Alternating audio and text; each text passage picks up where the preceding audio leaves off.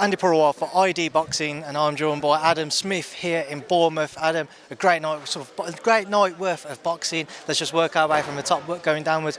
Billam-Smith, Usyk-Chamberlain, a terrific fight, a grueling fight to watch as a fan. What did you make of it? Absolutely, it was exhausting to watch, let alone be in it. I think the two of them were absolutely spent by the end of it. They gave everything. It was a fantastic battle. It was a cruiserweight classic, and it was terrific that we came down here with this sort of atmosphere. Chris has always wanted to be headlining in Bournemouth, and Isaac played his part every bit of the way.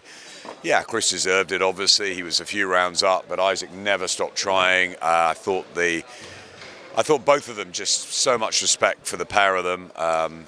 Neither can walk out a loser. Chris obviously takes his titles, and I think the crowd helped him in those last 3 or 4 rounds as well, and he just had that extra experience and seasoning down the stretch, which Isaac didn't have. But I thought it was a fantastic fight, and I think we owe them so much, and not just the main event. I thought the whole night was terrific. I thought the atmosphere was one of the best we've had all year.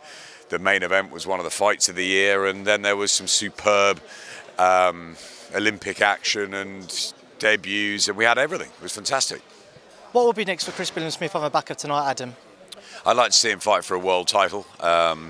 Obviously, there was an Australian contingent here this week, and I think there's no secret that Jai wants to come over here to Britain. I mean, the cruiserweight world is here, isn't it? With Lawrence Okoli, Richard Riakporhe, obviously Billam-Smith. I mean, look, you could even do that again down the line. The Chamberlain fight. You've got Jordan Thompson, Mikael Lawal, and Dion Juma.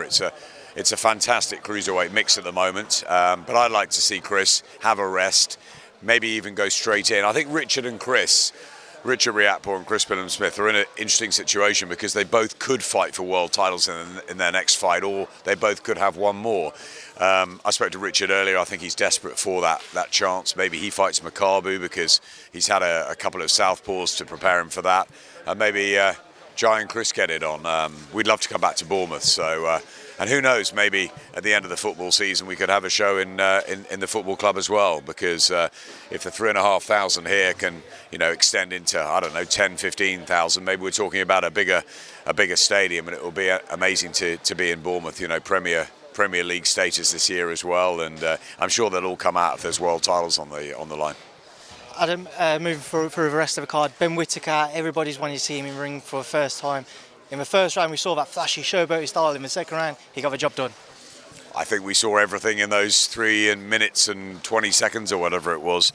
I think Ben is going to be phenomenal. I was really, really impressed. I mean, I've seen a lot of him in the amateurs, and I've been around him. I know how good he is, talent-wise. But to go in and be so confident from the word go, and yeah, he had fun in the first round, a lot of showmanship. I think it only took him about 45 seconds to do something which is going to have people either loving or hating him. But the way he just went out in the second round and got the job done was emphatic, impressive, a sizzling start to Ben Whittaker's professional career. And I think he's got it all in front of him. I mean, he's got the talent, he's got the dedication, he's got the mouth, he's got the looks. It's a long, long way, of course it is, but it's hard not to get excited early on, and I think Ben's going to have a fantastic run. Frazer Clarke dispatching of Ariel Bracamonte in a quicker fashion than many might have thought, because we know how durable he can be.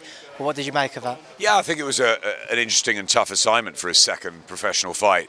Frazer obviously had an easy debut and then has had a thumb injury, which he's just come back for. So I wonder whether that right hand would be a problem, because obviously we know how tough the Argentinian is, and if he'd gone a few rounds. But I thought Frazer boxed well. I think that it's always difficult against a tough, big, heavy guy, but I think he managed to get some of those left hooks in early.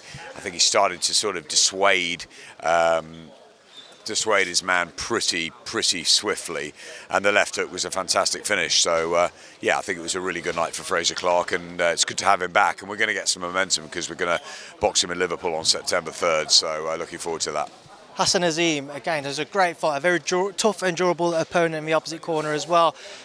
Do you think he got maybe a little overexcited after dropping him so early? I think it was a really good fight, as you said. I mean, some of them were great performances tonight, some of them were just fantastic fights, and that was a really good 6-rounder. It's a good learning fight for Hassan.